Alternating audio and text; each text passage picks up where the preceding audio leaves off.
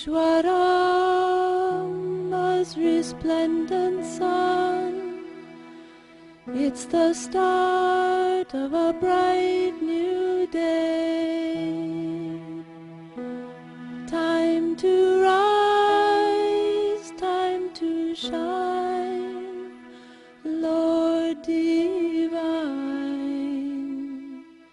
Time to lead us along life's way. Awake, Lord of Buddha party. Awake, O Lord, over all mankind.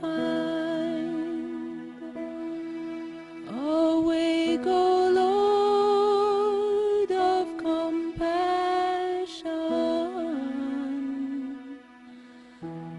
that the world good fortune may find. The first speaker is Victor Kanu. He's originally from Sierra Leone. He was educated at Oxford University in England. He was ambassador to the United Kingdom from Sierra Leone, and he met Swami 22 years ago. He worked in the United Kingdom on Swami's education in human values, and 7 years ago, Swami directed he and his wife Genoveva to go to Zambia, Africa, where they were not from, had not been, knew no one, and said, start a school.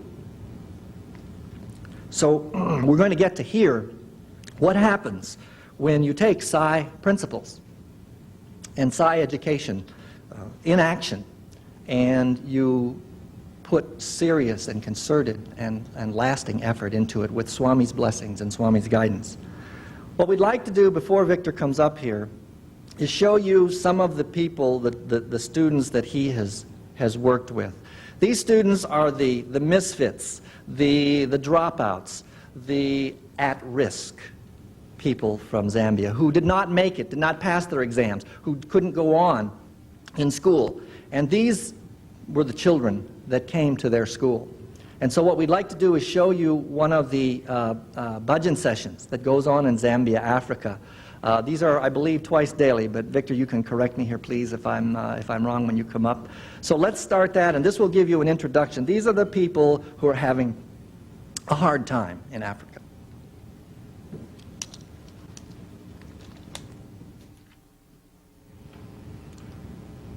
Brothers and sisters of the great world family of Sai,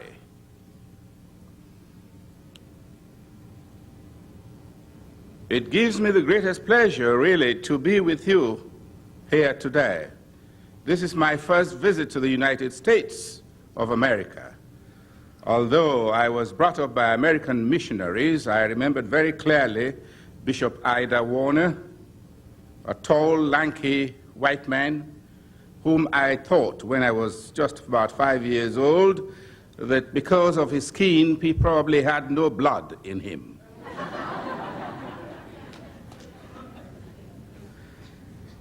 And my wife always told me wonderful things about this country because she studied at Columbia University.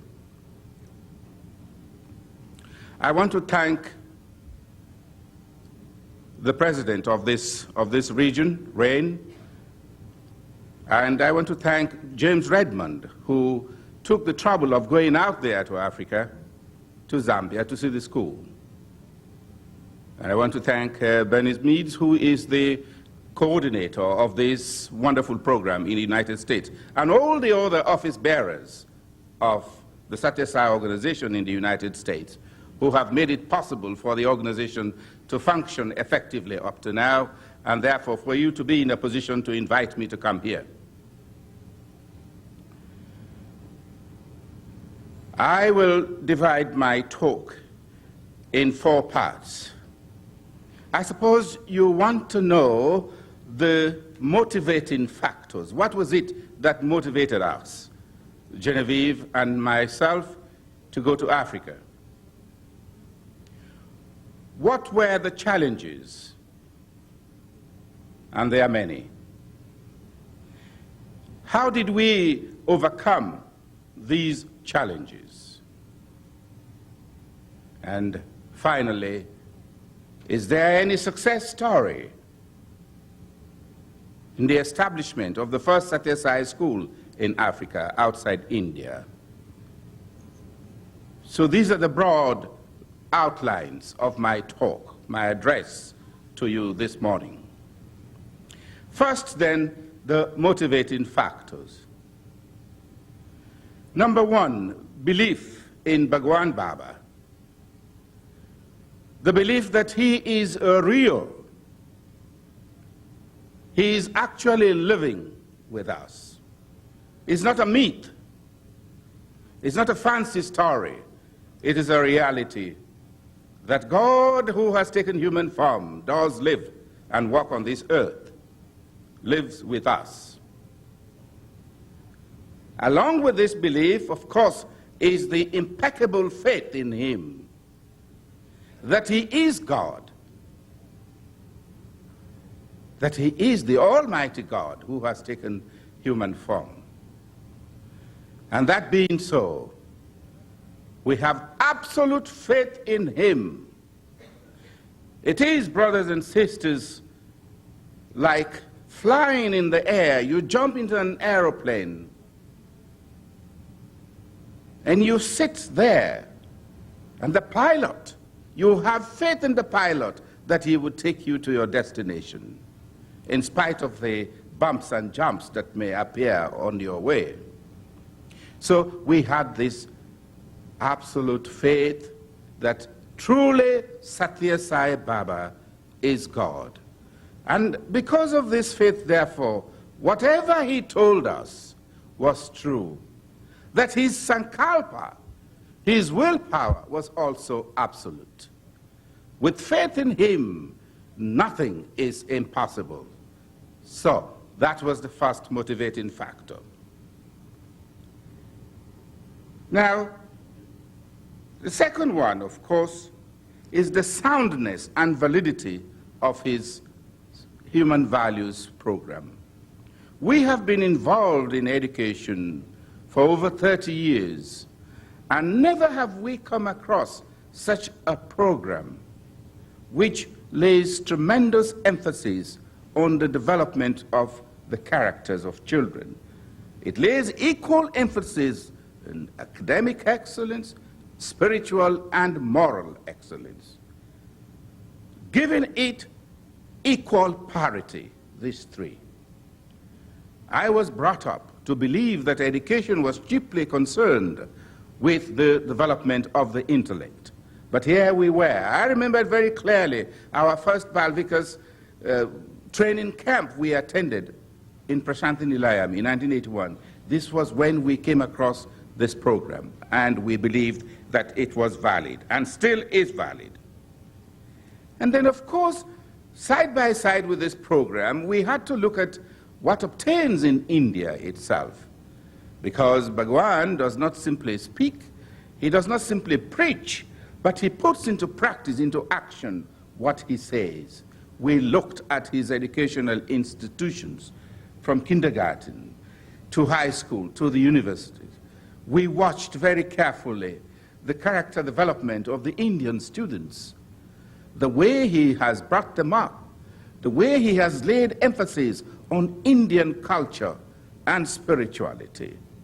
And we felt and believed very strongly, and still believe, that this indeed is the solution to the perennial problems that afflict the African continent in education. So we were motivated by that. And then, of course, we had to look at the crisis in African education itself.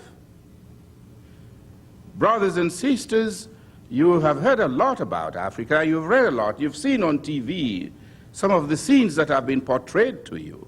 They are not very happy scenes, they are not happy stories at all. There is perennial conflict, political, social, and economic instability in the continent of Africa, the second largest in the world. And one wonders what the cause is or causes are. Surely, in my view, the cause or causes can be found in the defective educational system that we have inherited from colonial days to independence and post-independence days. policies that have been initiated. In the case of the colonial master, it was to prepare the African to man the colonial administrative system.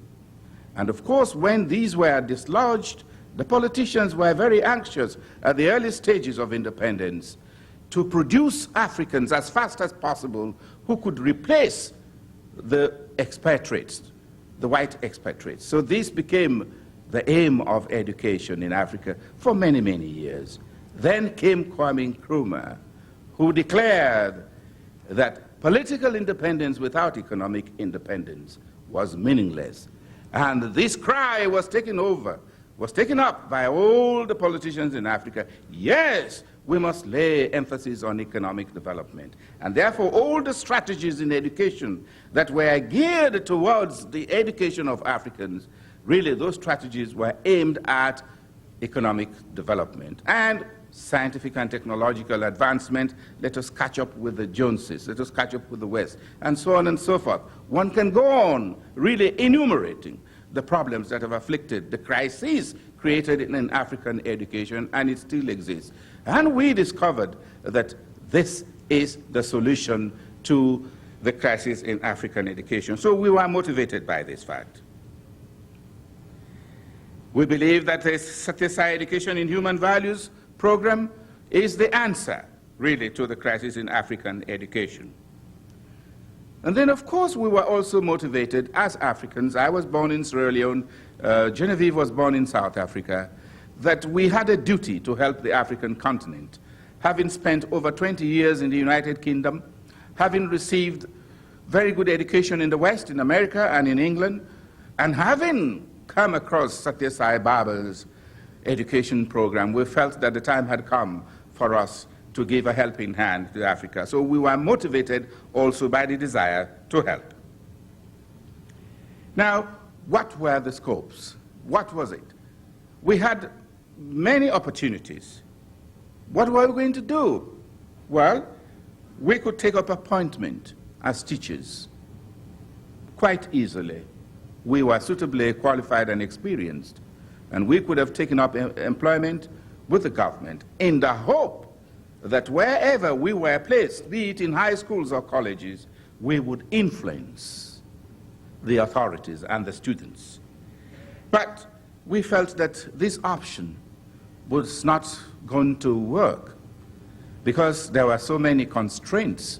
How could two of us, just the two of us, be able to influence a structure that has been in existence for so long?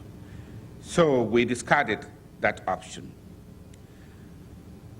Or we could have adopted an established school and say, we will help you, we will give you material assistance if only you allow us to give you what we have.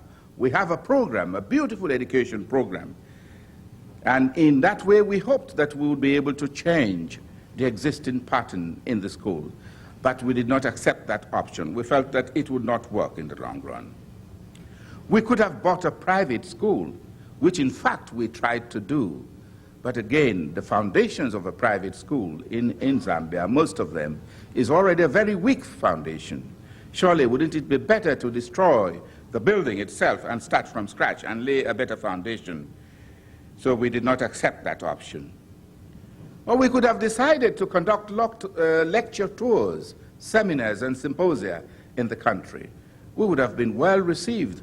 But we've had that experience in the United Kingdom, where we boasted of having trained thousands of teachers in the United Kingdom, because we had access to the Inner London Education Authority, where we were employees. They had given us the privilege of training their teachers in this wonderful program. But teachers came along, weekend training, and they enjoyed the social occasion. They liked the ideas. But then after that, that was the end of the story. How could you follow them? There was no follow-up. We did not make provision to follow them up. It was not possible. So again, we did not accept that option. Or we could have said, now let us influence the government officials. Let's see the Minister of Education, let's see the Permanent Secretary, let's talk to them, have dinners, take them out, try and convince them that this is the solution to the crisis in African education. Well, of course they would have listened to us. Of course they probably would have accepted our proposals. But then we have had experience of this sort of thing. What happens is this: the minister says yes, or the president says yes, this is a wonderful story, as indeed we have in Mauritius. You know, we are very proud, very happy to hear that the president of Mauritius has accepted the Sathya Sai Education in Human Values program. Bam, he puts his rubber stamps and gives his directives. But the program is not going to work until it reaches the grassroots, until people have faith in it. It's not the minister's faith or the president's faith, but the people. And besides, this is a spiritual program which must be approached at that angle, spiritually. So we felt that it was not going to work, because if the president is removed, or if there are changes in government, the Minister of Education, who has given you his support, is changed, that might be the end of the programs. Now then, we could also have decided to write articles in magazines, in the newspapers. People would have liked those. But then, like all newspapers and TV programs, people read and forget them. So again, we did not take that one up. And we could have trained government or teachers in Zambia, but we've had that experience in England, so we refused to do that. We felt it would not work. So the scope that was there was that there were thousands of children without schooling, no facilities for schooling at all. Very few schools in the country, schools that were not in a position physically to absorb all the children. We felt that this was the area to start afresh, to build and run a school on the ideals of Bhagwan Sathya Sai Baba. And this was what we decided to do. And we discussed this with Bhagwan Baba, and he placed his hands, his right hand on my head and left hand on Geneviève's head, and said quite clearly and succinctly, "Go to Zambia and spread my message, build a school." And we discussed the uniforms and other matters pertaining to the school. Now, that was the scope. We must now come to look at the challenges that lay ahead of us. I have divided these challenges in two parts: the external challenges and the internal ones. On the external challenges, I would have to start with Bhagwan Baba's tests himself. He tests you. He does that all the time. We felt that having given us the order, the marching orders, to go to Zambia and start a school, everything would fall in place. Everything would be easy for us, smooth sailing. It was not so at all. The first and biggest test was the question of funding. And one source of finance we had earmarked was an early retirement. There was a package that had been arranged by the Inner London Education Authority for early retirement. If you opt to retire early, after 50, you would get so much, a lump sum. So Geneviève and I had crossed 50, so we thought we should take advantage of this. We applied.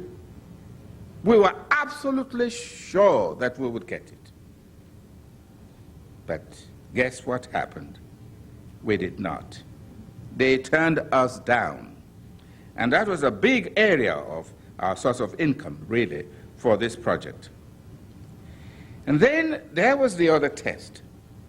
We had signed an agreement in Zambia with a private school. When our personal belongings were at sea, we received a letter from the proprietor unilaterally declaring that contract null and void. By that time, 4 containers of all our personal belongings in London were at sea. That was a big challenge we had. Another challenge was from friends, devotees, well-wishers with very good intentions, who spoke to us very seriously. How can you leave Africa? How can you leave London, England, for Africa, and for a place where you were not born, where you know no one, where you would receive no salary? Because we were going as volunteers, there were no arrangements whatsoever for us to be paid a salary. We had decided to leave a very lucrative jobs in London for Zambia. And they said to us, is this not a big risk? Is it worth it? These were devotees, people we had very great respect for, and we listened to them. This was a big challenge. But we decided to go ahead.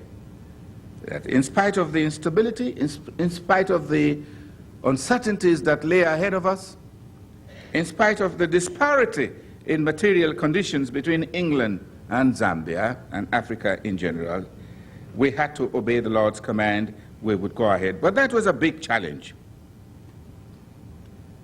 The unknown equation, as I've already told you, Zambia is not our home. So this was a very big problem, really, going to an unknown country, a country with 73 languages. There are 73 languages, although, of course, English is the medium of instruction, is the official language, but there are 73 languages. The population, total population, is 8.7. And Zambia is also landlocked. See, bounded by Zaire on one side, Zaire, Tanzania, Malawi, Botswana, Angola, and Namibia. This is a landlocked country, and this was where we were to go. Now, how are we going to do that? Big risks. And above all, you know, Swami said to us, sell your house. We wanted to rent it, leave it in England. He said, sell it. Use the proceeds and start.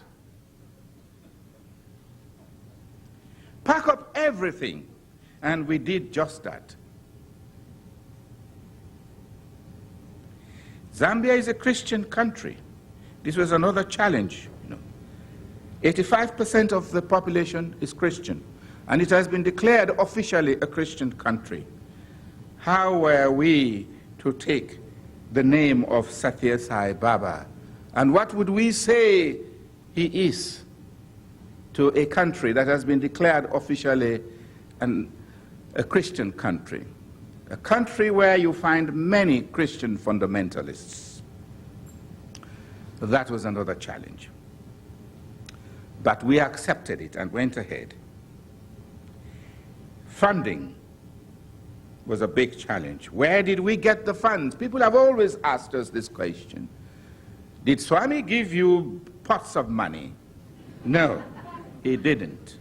As I've already told you, he said, sell your property. This was a big property, and we did just that. Where did we get the funds? From our personal savings. We used those personal savings over the year. The sale of our property, we sold it for £175,000 sterling. At the time, that was a lot of money. From our insurance policies, we withdrew those policies. They matured, and so we withdrew the proceeds. We had 3 Mercedes cars, which we took to Zambia. We sold those on arrival and bought a rickety van. This was the source of our funding. And then when we started, few devotees came in. Devotees are not many out there, and gave some assistance. Their contribution is 1.5% of the total cost of the school, which was £250,000 sterling. Next challenge, choosing the site itself. Where was the site to be? The local devotees felt that the school should be sited in the heart of Ndola. Ndola is one of the cities of Zambia. It has a town council with a mayor. So they felt that in the heart of Ndola, the infrastructure was good, and that was the place. But there was another site in the township. A township is an area designated as low-income areas. These are deprived areas. Very little infrastructure, no good roads. Very few houses have electricity. The whole place is dark at night. Water supply is very scarce. In fact, we live on borehole water, which we sunk ourselves. So I had to send Genoveva to India. At that time, we were still in London, to ask Swami where the school should be sited. And Swami said, go to Pamosi, that is the townships, put the school there. The devotees were not happy with this decision because it was a big risk also. A lot of vandalism, thieves. It's a very deprived area. But that was the site Swami chose for us. It was a big challenge for us. There was no water at all. We had to sink a borehole. Now, the Sri Sathya Sai organization itself was a challenge. It was a big challenge. The devotees felt that this was a Sathya Sai school. It's going to be a Sathya Sai school. Now, it should come under the center. It should be controlled by the center. We resisted that. We said no. And this was a source of conflict for a very long time. I said to them, no, this is an educational institution. It is a specialized institution, and therefore should not come under the control of a center. A center is designed for Sathya Sai Baba devotees who are governed by the Code of Conduct and by the 10 principles. Now, the school cannot be governed by this Code of Conduct because the teachers and children who are going to come to the school would not be Sai devotees. So therefore, it doesn't make sense for us to bring the school under the control of the center. And this was a very big challenge. It created a lot of problems. Even it went to the chairman, to our central coordinators. The first few years were turbulent years between Genoveva and myself and our office bearers, our senior office bearers, whether we should fuse the school with the center or separate. And in the end, of course, Swami said, school should be separate from the center. Center should not control school. Work with the center, but center should not have anything to do with the school by way of directing it. But let devotees contribute. Let them give their moral as well as material and spiritual support. But that was a very big challenge. Now, another challenge, of course, is the people themselves.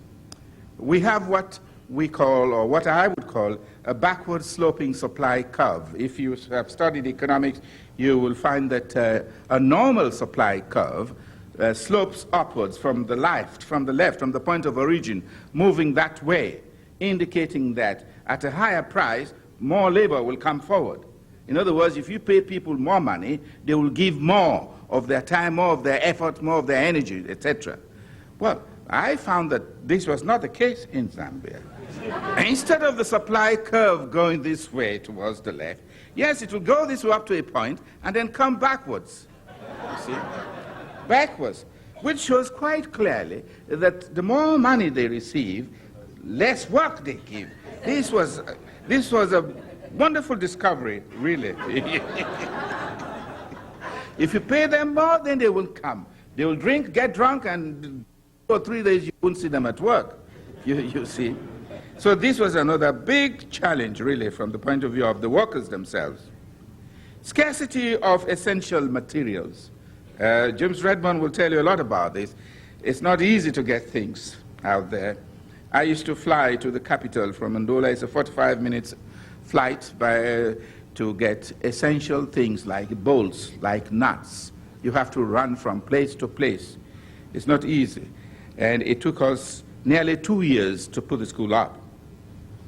But that was a big challenge. Transport and communications, telephone systems, very difficult. It's easy to telephone Houston than it is to telephone a friend locally, you see. So it was a big problem, and transport also, the question of transportation of materials, timber from the forests, sand, and stones and cement. Now, exorbitant costs, contractors. We were not builders. I've never built a building.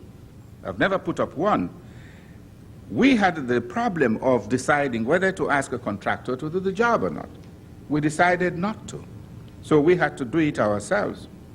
And this means that I had to be there for 12 hours each day. Because one other problem with workers is there has to be constant supervision. You have to be on the spot. If you are not there, when you turn your back, they sit down. You see, this is the problem. So we decided to do it ourselves. We adopted the principle of self-help. And even now that we're thinking of having a girls' school, we have not hired a contractor. Now, those are the external challenges. Now, let's look at the internal challenges within the system itself. The name Sathya Sai was a big challenge. People said, Sathya Sai, they've never heard this name. Sathya Sai, what's that? Who is he? Who is he? This was it. What does it do? What is this school going to give us? Is this a Hindu school? Oh, why is this? He lives in India. Ah, they are Hindus. This was a big challenge, really. But we accepted this challenge. And we always say to them, Sathya Sai Baba is God incarnate. Now, this is very important, brothers and sisters. It is very important that we do not hide Bhagwan Baba under our beds. And so when the school was opened, we prepared a statement for all the students who want to come to that school as well as the teachers. And this is the statement, which I'll read briefly because it is important. School statement. Sri Sathya Sai School is an independent private school for boys founded by Sri Sathya Sai Baba, who is God incarnate. Born on 23rd November 1926 in Puthpathi, a tiny village in South India, he has manifested his divinity in a variety of ways as an expression of his immense love for humanity in particular and all of creation in general. His deep concern and involvement with the welfare of mankind can be seen in the spiritual, educational, and service program carried out by his devotees throughout the world. In the sphere of education, for example, he has established educational institutions in India ranging from kindergarten to a fully fledged university, the Sri Sathya Sai Institute of Higher Learning. The Sri Sathya Sai School on plot 4420, that is the school now, in Pamosi, Ndola, is the first of its kind outside India that he has permitted to be built and run in his name. It is a sacred school firmly rooted in his 5 basic human values of truth, love, peace, right conduct, and nonviolence. Boys will wear simple uniforms, take off their shoes when entering the school auditorium for devotional singing, and sit on a matted floor. All pupils and staff must attend devotional singing. There are 3 interrelated aims of the school: spiritual and moral excellence, academic excellence, environmental excellence. These are given parity treatment. In matters of religion, the school is non-denominational. It accepts all religions and forms of worship as being valid in essence. However, the life and teachings of Sri Sathya Sai Baba, as well as his style of running educational institutions, are the guiding spirit of the school. There is no indoctrination. Pupils are encouraged to be good followers of their respective religions and to respect other religions. The school therefore recognizes and celebrates selected festivals of major world religions such as Christianity, Hinduism, Islam, and Buddhism. Now this is the last paragraph, if this is the kind of school you want your child to attend, or you want to be employed as a teacher, or in any other capacity, please sign below. Full name, block letters, signature, date, name of child, grade, and signed by myself as chairman of the Central Board of Management. This is the statement, and we address parents, we address politicians, we tell them this. I say to them, Baba is God incarnate. But you don't have to believe in him. But we have to tell you this, that this is the school that he has founded, and we will be talking about him. But we will not indoctrinate your child. And not a single parent or teacher has refused to sign this statement. Now, Baba says, people fear to call his name, to say he's God, because they don't have faith. He has said this to us. He said, they come to Puttapati, they fall at my feet and say Bhagwan. But when they leave Puttapati, they ask them, who is Baba? He is Chancellor, people will say. So this point is very important. So we cleared that one. This is how we accepted that challenge.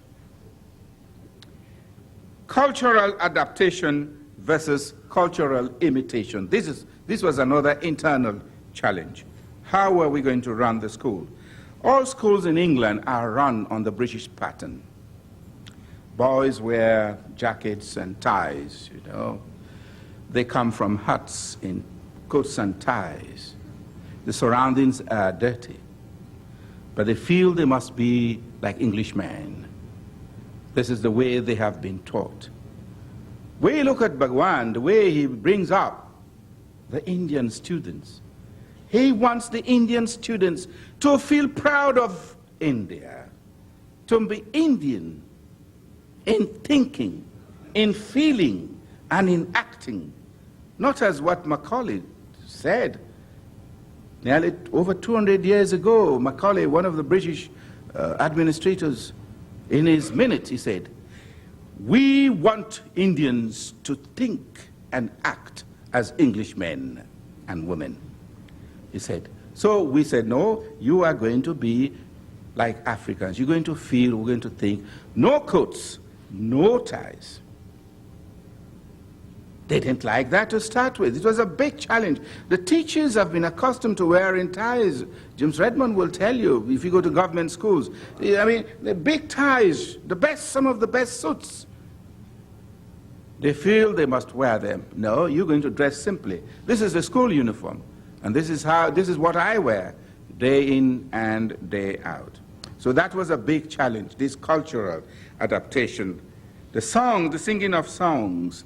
We said, now, from now on, during devotional singing, you will be singing your own native songs, local songs. I said to them, I've been to India over 30 times.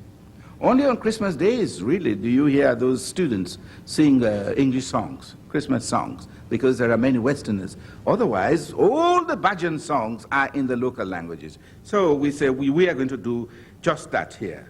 So that, again, was a big challenge, because the students in primary schools and secondary schools have been used to singing English songs. Now, calling elders by their Christian names, we dismiss that. You're not going to call anybody by his or her Christian name. In Africa, we don't do that. Shaking hands, you've got to shake hands properly. Not hello, hello, hey, guy. Nothing like that. You must shake hands properly and talk to the person, ask questions. How are you? How is your wife? How's the family? In the traditional way. So this cultural adaptation or imitation was a big internal challenge. Another one, of course, is the parental financial contribution. How are we going to run the school? Where would the money come from? Of course, we knew that Swami would give us the money. He would make provision for that. But we asked Swami whether we should charge, and he did like this. He said, little. He said, just like this, little charge, but small. Well, if it is just like this, how was the school to be run? The parents were not in a position financially, because most of them are self-employed. They don't have incomes, or if at all they have, they only have subsistence incomes to buy the wherewithal for life, food and clothing, and that sort of thing. No savings. So this was a big challenge. And so most of the students who come to Sathya Sai School in Ndola come free of charge. Secondary school intake. Where are we going to get students for the secondary school or high school? You call it high school here, we call it secondary school here. In other words, students who would have completed their primary school education. It was easy with the primary school because they came straight from their villages. These are 5-year-olds or 6-year-olds. But to start a secondary school, you need students who would have completed their primary school education satisfactorily. The system in Zambia is this. To go to a high school, all primary students in the whole country must take an entrance examination, common entrance, and they must pass it. Now, with few places, they have what we call a cutoff point. Let's say the cutoff point is 300 marks or points. Those below 300 points, these are the rejects. They are dropped out. That is the end of their education, just at primary level. Those above the cutoff point and with good marks are accepted in government schools. So, Sathya Sai is a new school. It's not on the list, not listed at all.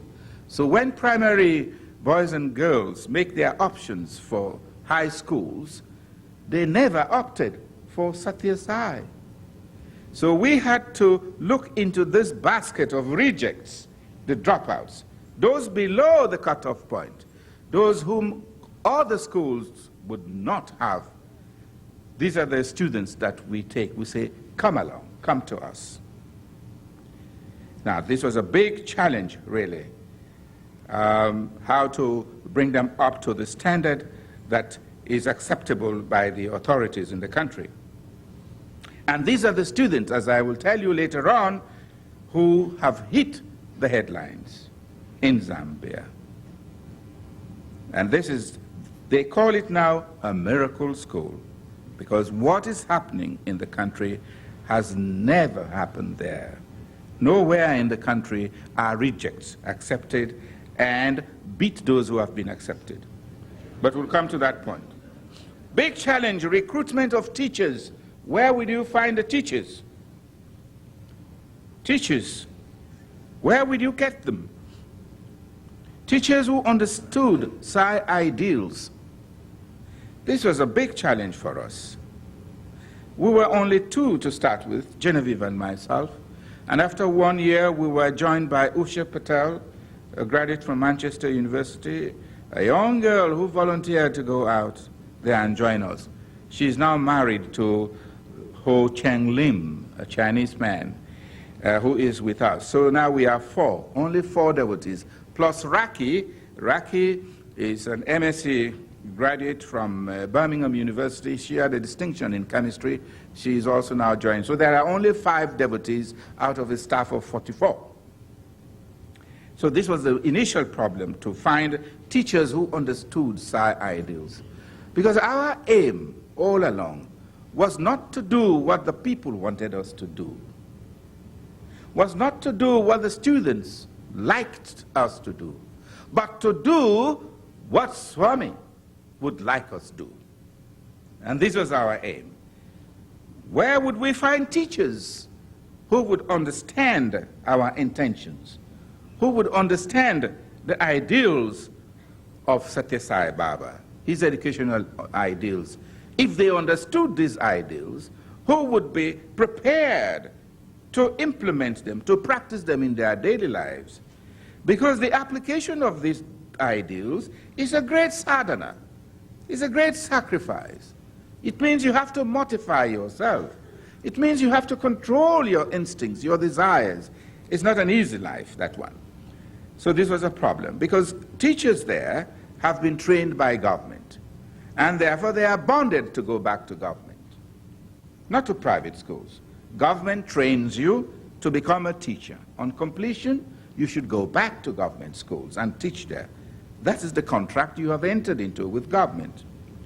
Where are we going to get teachers? Well, there are 2 types of teachers that we do have from time to time. Those who have been dismissed by government because of inefficiencies or all sorts of reasons, you see, because they are no good, so they are dismissed, and they float around looking for teaching jobs elsewhere. The second category, those teachers who are money conscious, who want more money They're looking for more money. They leave government surreptitiously, sometimes without giving notice, and go out in search of greener pastures, as they put it out there. So when we put out an advertisement for teachers to come to Sathya Sai School, these are the two categories of teachers that apply to us. And when they come, the papers are beautiful. Yes, they've got their diplomas, they've got their degrees on paper, they're very eloquent, they answer questions properly during the interviews, they satisfy you, and you say, yes, come along. But it's very difficult for them to settle into, fit into the pattern of life. They are subject-centered. For them, their role is to teach the subject. If he is a maths teacher, it is mathematics. If he is a geography teacher, it is geography. Their emphasis is on academic excellence, not on the total development of the child's personality. They work half days in India, in Zambia, the schools there. They go in the morning and finish at 1 o'clock. We say, no, you come in the morning and finish at 17. 2 sessions. So that was too hard for them. They liked to do private tuition. You employ them here as a full-time teacher at Sathya Sai, but he's also busy teaching elsewhere, after school, during the holidays, using school time sometimes to earn more money, using school materials, and we say you can't do that. When we employ you, when Sathya Sai employs you, you are a full-time teacher, you must give 100% of your time. And so they didn't like this very much. It was a big problem, that one. Lack of commitment, really.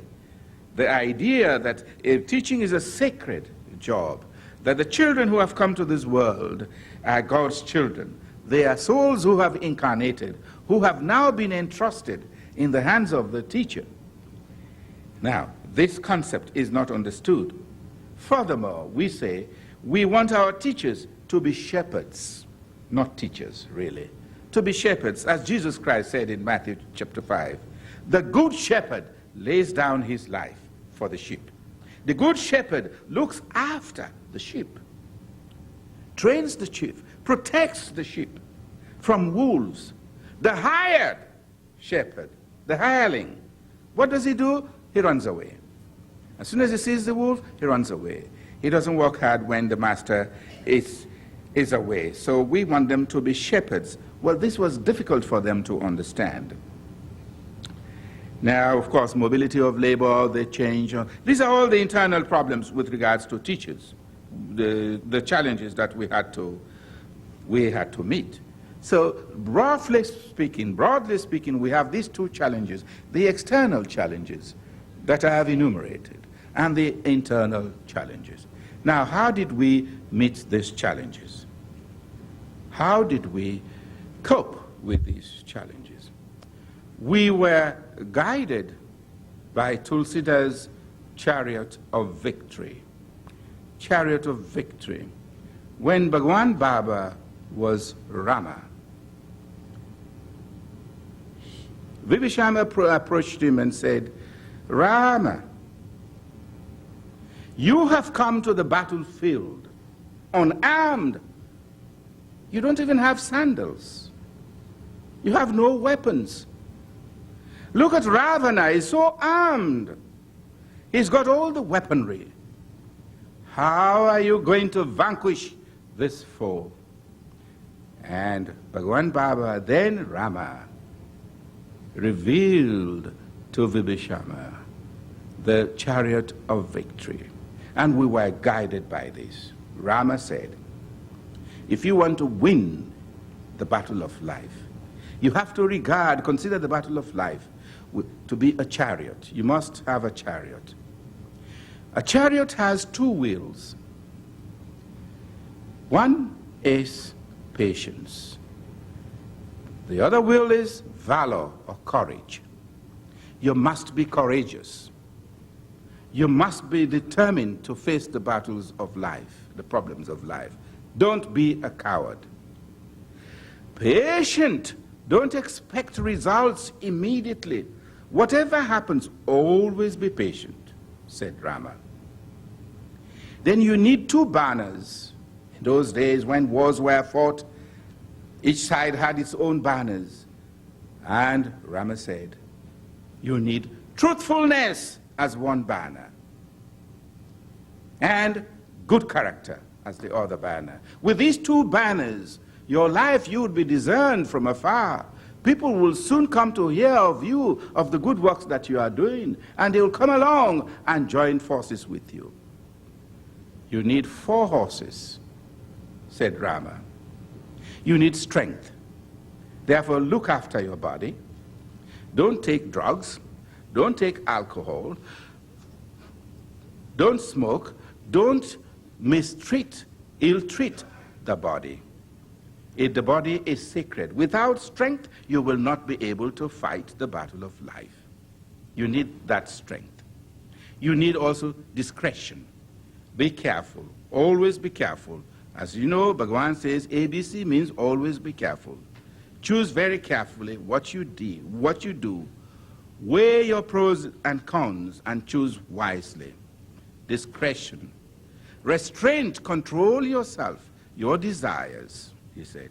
And benevolence. He said, be kind, be helpful to people. Remember always that whatever you do, the work you are doing, you are not doing it for yourself. You are doing it for humanity. Then you need 4 reins, said Lord Rama. What are these reins? Forgiveness. Develop the habit of forgiving those who have wronged you. Your enemies, forgive them. Be kind to people. Treat people equally. And do not discriminate against rich or poor or high and low. And he said, now, when you've done that, you need a charioteer, someone to lead you. And this person is remembrance of the name of the Lord.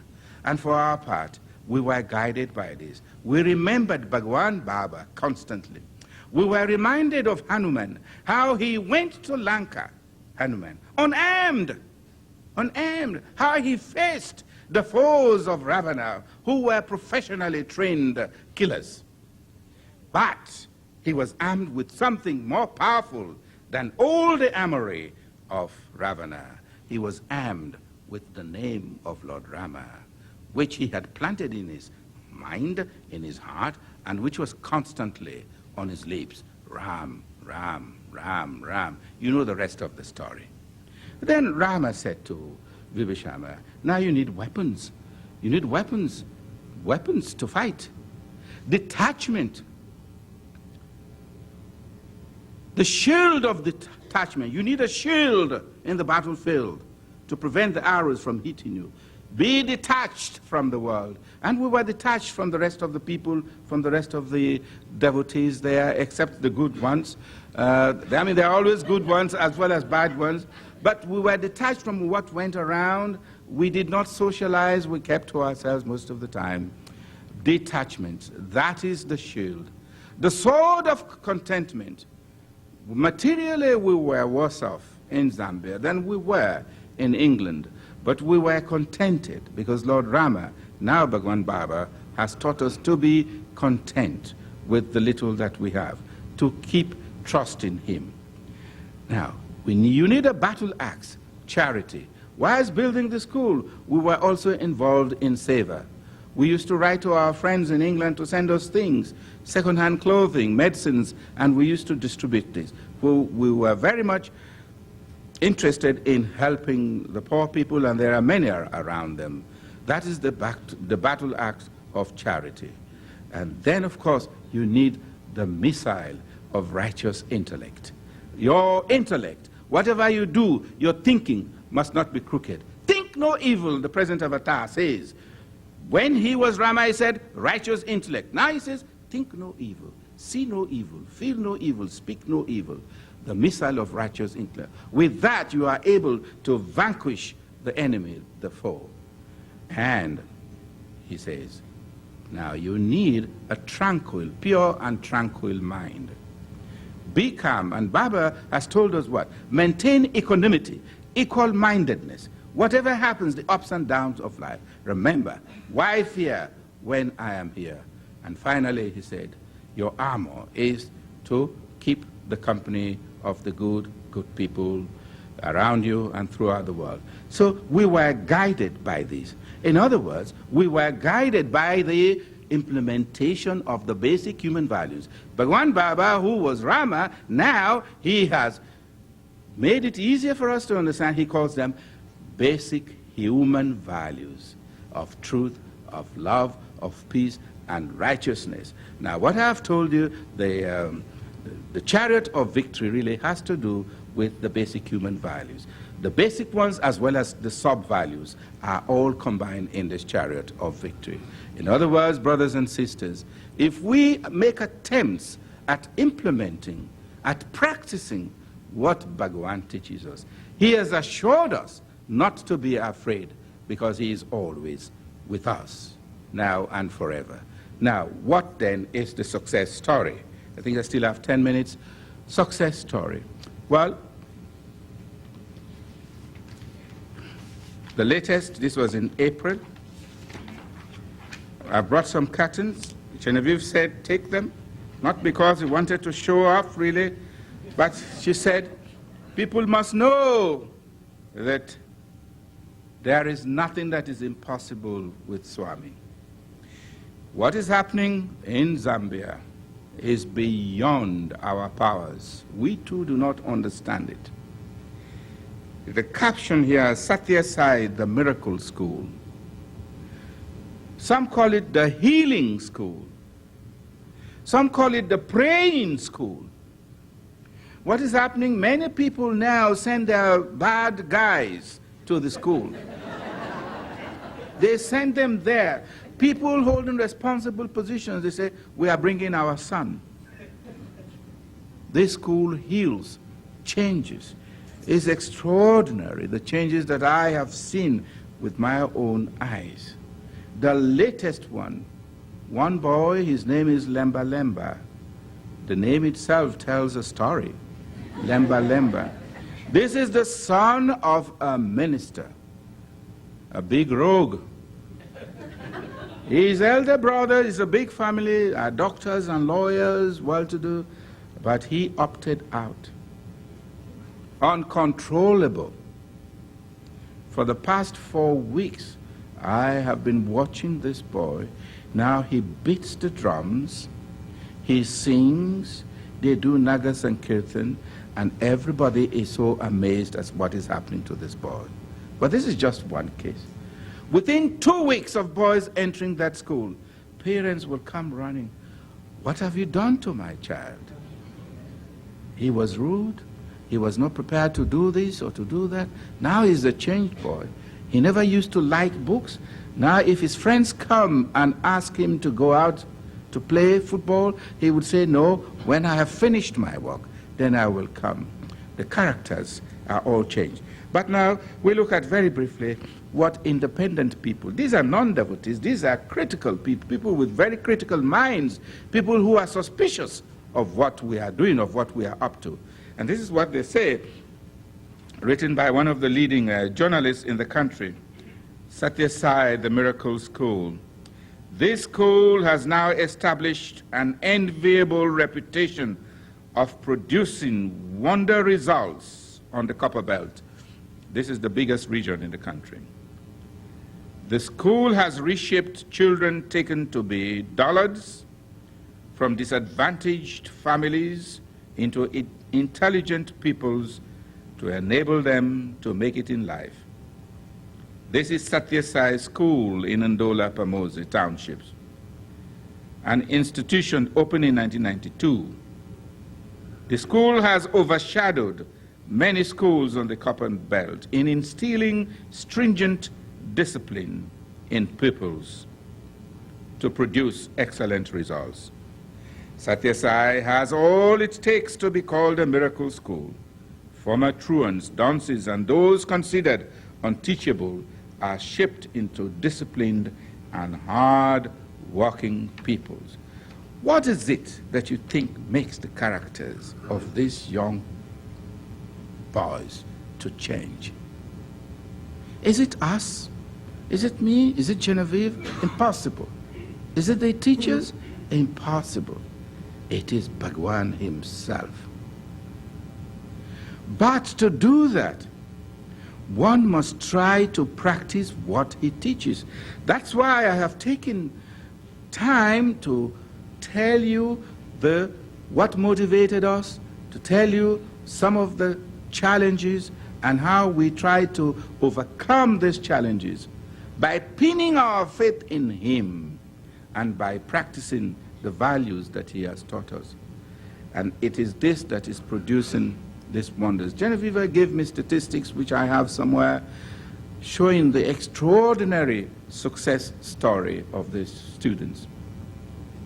The extraordinary success story of these students really baffles us. People say, what is it?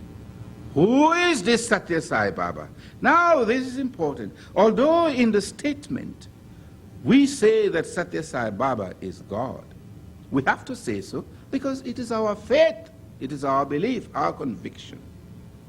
But we do not beat drums, we do not tell anybody.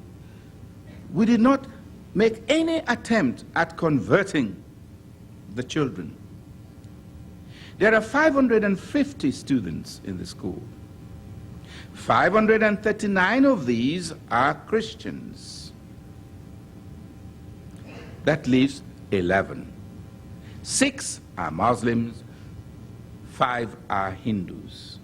So the emphasis naturally has to be on Christianity. And since Genoveva and I came from the Christian background, I was very lucky to be baptized twice. First, by the evangelicals from the United States of America. Second, by the Roman Catholics. When I left the evangelicals and joined them, they told me that that baptism was not good enough. So they gave me a second one. They gave me a second one. So I had a fair knowledge, a fair understanding of the Christian Bible. So does Genoveva. Therefore, at our assemblies, my discourses, every day we have 2 assemblies, just as Baba does in Zambia. Every day, the morning assembly, I give a discourse, 15, 20 minutes. Most of it is on the life of Jesus Christ. It's from the Bible, their Bible. They will have their own Bibles. We will quote from the Bible, and I will relate what the Bible says to what Bhagwan Baba says, and they will see that there is no difference. This is important. We do have, you saw on the screen, the altar on the stage. Baba's photograph is a large one, like this, with the other religions represented there. But we do not bow before that. I don't when I go to the stage. The principal, Genoveva, who is the principal, does not do that. And we don't let the children bow before it, because this is not their culture. And you know, Swami a few years ago said to the central coordinators in Whitefield, he said, look at you, look at the Christians. They do not know how Jesus looked like, how he looks like. There is no photograph of Jesus Christ. They don't have it. Yet they have faith in him. And when you go to Zambia, you see that these people, illiterate village people, have no idea of what Jesus looks like, but their faith in him is so strong. He says, don't be attached to this physical form. So we have it, but we do not bow before it there. So we use mostly the Christian scripture. We put the chair there. The children ask us, whose chair is that? Oh, that's Jesus' chair. That is Jesus' chair. But that is correct. You and I know that Baba is the Father of Jesus Christ. We know this. And Baba says, pray to any God for it will reach me. The prayer will reach me. So why do we worry about Baba, Baba, Baba, Baba, Baba? Especially when you find yourself in a situation where all the people are Christians. You should be talking about Jesus Christ. In that way, they will come to understand Bhagwan Baba. And now you find parents, Christians. When we had our 5th anniversary, we invited 7 churches because we had 7 days of celebrations. Each evening, a church choir would come to the school auditorium to sing. The beautiful singing, representing all the churches. They will come to the church. Now they know that Bhagwan is not a threat. Swami has said, Why try to advertise me? Who are you? I don't need anybody. He can call anyone. If he wants President Clinton, he will go there. You see? So this is important. We are guided by him. Otherwise, in our over-enthusiasm, we could have trodden on the toes of people, and they would not have liked it. And this has helped us considerably by just focusing our mind, our attention to Swami, practicing what he teaches, laying emphasis on Christianity because it is a Christian country. Now, brothers and sisters, what a wonderful opportunity you have given me to share some of our experiences, but it is impossible for me really to tell you everything that happens, because what we observe really, a lot of it is indescribable unless one sees it, unless one witnesses it. So for this morning, I have talked to you, given you a brief talk on 4 areas. What motivated us, the motivating factors. What were the challenges that we had to face? How did we overcome those challenges? What are the success stories or story, as the case may be? It is all the doing of Bhagwan. He says to Genoveva, when Genoveva goes there and complains, oh, Swami, the teachers, he said, don't worry, I will change them. Swami, the boys, they come to us, they can't read and write. Take them. Keep walking. Those who work hard will pass. And we are having 100% success rate year after year after year after year in academic disciplines. I'm not talking on spiritual matters. Academic, pure physics, pure chemistry, biology, mathematics, geography, history, English, the usual academic subjects taught at high schools. The only subject we don't have is computers, computer studies, because we don't have them. But all the other disciplines are the sort of disciplines that you will find at Sathya Sai School, taken by boys who have come from disadvantaged areas, really, of society. Today they sing the name of Bhagwan, they want to know about Swami, they want rings, they want medals, and it's just a wonderful story. So I want to thank you very much for listening to me, and I want to say how wonderful it is to be here. Now the parents, everybody's crying, we want a girls' school. We want a girls' school, because there is a gender imbalance. You see, Swami said, start with the boys. Start with the boys, he said. Well, the boys are doing wonderfully well. But I sometimes wonder why Swami would say start with the boys, whereas in India, he started with the girls, Anantapur. But the reason is simple. There are more men in African jails than women. Men are the most troublesome creatures, really.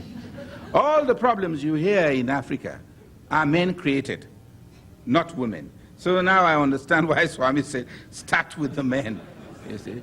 But now everybody wants a girls' school, and we have started that project.